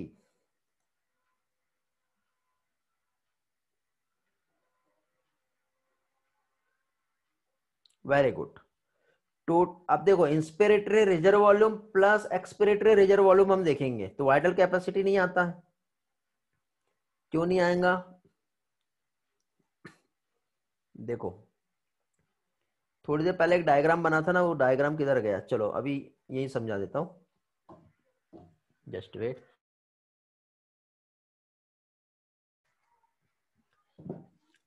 यदि हम लोग वाइटल कैपेसिटी की बात करें तो 3500 ml से लेकर के 4800 होता है। तो इंस्पिरेटरी रिजर्व वॉल्यूम कितना होगा बेटा, ये खुद ही 3500 ml होता है, और एक्सपिरेटरी रिजर्व वॉल्यूम जो है ये 1200 होता है, लेकिन उस रिस्पेक्ट में हम देखेंगे तो ये गलत हो जाएगा, ठीक है, क्योंकि हमको वाइटल कैपेसिटी हमको क्या देखना है, वाइटल कैपेसिटी में यदि हम देखें टोटल लंग्स कैपेसिटी जो होता है इसमें से हम रेसिडुअल वॉल्यूम को माइनस कर दें, ठीक है। एक काम करते हुए थोड़ी देर पहले हम लोगों ने एक डायग्राम डिस्कस किए थे, वहां पे आते हैं, किधर गया डायग्राम, यहीं पे हमारे क्वेश्चन में डायग्राम है, देखो ये वाला। तो यदि हम इस डायग्राम पे देखें तो वाइटल कैपेसिटी जो है कौन सा होगा, ये इतना होगा या फिर ये इतना होगा, मतलब क्या क्या आ रहा है इसमें, आईआरवी भी आ रहा है, टाइडल वॉल्यूम भी आ रहा है, और ईआरवी भी आ रहा है, समझे। लेकिन ये भी जोड़ देंगे तो ये टोटल लंग्स कैपेसिटी हो गया, तो टोटल लंग्स कैपेसिटी में से डी को माइनस कर देते हैं तो वाइटल कैपेसिटी आ जाएगा, मतलब रेसिडुअल वॉल्यूम को हम क्या कर रहे हैं, माइनस कर रहे हैं, समझे। आईआरवी और सिर्फ ईआरवी जोड़ते हैं तो टीबी तो वहां आ ही नहीं रहा है, समझे, ऑप्शन 1 के अकॉर्डिंग हम जाएंगे तो जो गलत हो जाएगा, समझ में आ रहा है, अकॉर्डिंग टू ऑप्शन हमारा फिर वो गलत हो जाएगा। चलो वापस से आते हैं उसी क्वेश्चन पे। अब देखो ऑप्शन 1 तो मैच नहीं होता, क्योंकि उसने यदि इंस्पिरेटरी रिजर्व वॉल्यूम और एक्सपिरेटरी रिजर्व वॉल्यूम दिया तो यहाँ पे उसने टाइडल वॉल्यूम को भूल गया, तो ये वाटर कैपेसिटी नहीं आएगा। हाँ, टोटल लंग्स कैपेसिटी में से रेसिडुअल वॉल्यूम को माइनस करते हैं, तो ये हमारा करेक्ट आंसर हो गया। ठीक है, फिर आईआरवी में टाइडल वॉल्यूम को जोड़ा तो ईआरवी भी तो आएगा, समझे? तो ये तो इंस्पिरेटरी कैपेसिटी बन गया। और टोटल लंग्स कैपेसिटी में एक्सपिरेटरी रिजर्व वॉल्यूम माइनस करो तो कुछ बनेगा ही नहीं, समझे? तो इसका करेक्ट आंसर सेकंड आएगा। Very good. TV plus ERV plus IRV. कहां पढ़े बेटा स्वयं diffusion capacity? Diffusion capacity means 4200 ml है, कितना पर मिनट हो? भी कैपेसिटी नहीं आएगा वो, हाँ कैपेसिटी कह सकते हैं या फिर कितना होता है वो कह सकते हैं। अभी आगे देखो, which one of the following statement incorrect. अब ये इनकरेक्ट स्टेटमेंट, ऐसा क्वेश्चन आपको जनरली नहीं पूछा जाएगा तो टेंशन ना लेना, ये एक ही क्वेश्चन ऐसा है जो थोड़ा सा कॉम्प्लिकेटेड है। क्यों है? क्योंकि यहाँ पे बेटा इसको हम सिर्फ ब्रीथिंग नहीं कह सकते, इसको बहुत सारे पार्ट से जोड़ दिया है, ठीक है? हाँ, लेकिन एक ब्रीथिंग का पार्ट भी उसमें आ रहा है। तो इसमें देखिए इतने सारे पार्ट में यदि हम 1 बाय 1 स्टडी करें तो इनकरेक्ट बताना है। तो इनकरेक्ट में यदि हम देखें, 3 करेक्ट है। Residual air in the lungs slightly decrease the efficiency of respiration in mammals. तो बेटा रेसिडुअल एयर जो होती है लंग्स में, वो रेस्पिरेशन की एफिशिएंसी को डिक्रीज नहीं करता। डिक्रीज का मतलब देखो, यदि रेसिडुअल एयर हमारे लंग्स में प्रेजेंट है, कौन सा वाला है रेसिडुअल? सबसे आखिरी वाला है या सबसे पहले वाला? फर्स्ट वाला या लास्ट वाला बताओ? लास्ट वाला, मतलब रेसिडुअल एयर। यदि वो रहेगा तो क्या हमारा जो ब्रीथिंग का स्पीड है कम या ज्यादा हो सकता है क्या? एफिशिएंसी डिक्रीज या इंक्रीज होंगी क्या? नहीं। तो इसका आंसर यही है। उसने क्या बोला? Slightly decrease efficiency of respiration in mammals. और क्वेश्चन में यही कहा है कि इनकरेक्ट ऑप्शन को पहचानना है। तो फर्स्ट आंसर इसका इनकरेक्ट है। बाकी आपको पता नहीं है बेटा क्या होते हैं, लेकिन बाकी इनको आप डायरेक्टली याद रख सकते हो। कैसे याद रखोगे? तो आप डायरेक्ट स्टेटमेंट पढ़ लो। Presence of non respiratory air sacs की यदि हम बात करें, ठीक है, क्या चीज? Non respiratory air sacs. ये बर्ड में बेटा क्या होता है? रेस्पिरेशन इंक्रीज करता है। बट बर्ड वाला हमारे को पार्ट नहीं है सिलेबस में, तो डोंट वरी, टेंशन लेने की जरूरत नहीं है, लेकिन इसे आप याद रख लो। इंसेक्ट में जो सर्कुलेटिंग बॉडी फ्लूइड जो होता है, वो क्या करता है बेटा? ऑक्सीजन को टिश्यू तक के डिस्ट्रीब्यूट करता है, ये भी याद रख लो। उसके बाद काउंटर करंट फ्लो जो होता है, ठीक है, गिल्स और फिश में काउंटर करंट मतलब एक इधर जाता है और एक इधर जाता है जो, तो काउंटर करंट फ्लो जो होता है वो रेस्पिरेशन की एफिशिएंसी को फैसिलिटेट करता है। तो ये भी याद रख लो। समझ में आ गया? तो कुछ भी कॉम्प्लिकेटेड नहीं है, आपको डायरेक्टली यदि कंसेप्ट समझा है तो यहाँ पे आपको इनकरेक्ट पहचानना था, और इनकरेक्ट यही है, क्योंकि बाकी आपको नहीं भी मालूम है तो आपको डायरेक्टली ये करेक्ट या इनकरेक्ट समझ में आ जाएगा। समझे? तो इस तरह से इस क्वेश्चन को भी सॉल्व कर सकते हो आप। ठीक है, समझ में आ गया बेटा? उम्मीद करता हूं आपके सारे कंसेप्ट जो है अच्छी तरह से क्लियर हो गए होंगे। Okay, very good. तो फैटिक मतलब टायर्डनेस होता है बेटा। किसी को कुछ क्वेश्चन पूछना है? और नहीं है तो फिर मिलते हैं हम लोग आगे आने वाले नेक्स्ट लेक्चर में, नेक्स्ट चैप्टर के साथ। हम कौन सा पार्ट एक्सप्लेन करना है बेटा? योगेश्वरी, ब्लू बेबी सिंड्रोम बेटा हम लोग सर्कुलेशन में बता दूंगा क्या होता है, या फिर मैं आपको पर्सनल समझा दूंगा? फर्स्ट क्वेश्चन में बेटा सिर्फ ये पूछा है कि जो रेसिडुअल वॉल्यूम है, ठीक है, रेसिडुअल वॉल्यूम जो होता है वो मतलब कितना भी हम एयर को बाहर निकाल ले, उसके बाद कुछ ना कुछ एयर हमारे बॉडी में प्रेजेंट होती है, ठीक है? तो वो हमारे रेस्पिरेशन की एफिशिएंसी को इंक्रीज या डिक्रीज करता है क्या? ठीक है, तो बेटा वो कोई भी किसी भी टाइप से ब्रीथिंग की एफिशिएंसी को ना तो इंक्रीज करेगा और ना ही डिक्रीज करेगा। और क्वेश्चन में इनकरेक्ट ऑप्शन पहचानना था और वही उसका इनकरेक्ट है। समझ में आ गया बेटा योगेश्वरी? चलो वेरी गुड। तो मिलते बेटा नेक्स्ट लेक्चर में हम लोग सर्कुलेटरी सिस्टम स्टार्ट करेंगे। तो रेडी रहिए आप लोग सर्कुलेटरी सिस्टम के साथ। एनसीईआरटी डाउनलोड कर लो आप सॉफ्ट कॉपी के फॉर्म में, हार्ड कॉपी होंगी तो बहुत अच्छी बात है। ठीक है, मॉड्यूल्स भी मैं आप लोगों को प्रोवाइड करा दूंगा पहले से ही, तो आप स्टडी करके रखेंगे तो आप क्लास में और भी अच्छे से समझेगा। समझ में आ गया? पढ़ के आइए, मजा आएगा। संडे कोई टेस्ट नहीं है बेटा। चलो मिलते फिर नेक्स्ट लेक्चर में, बाय बाय।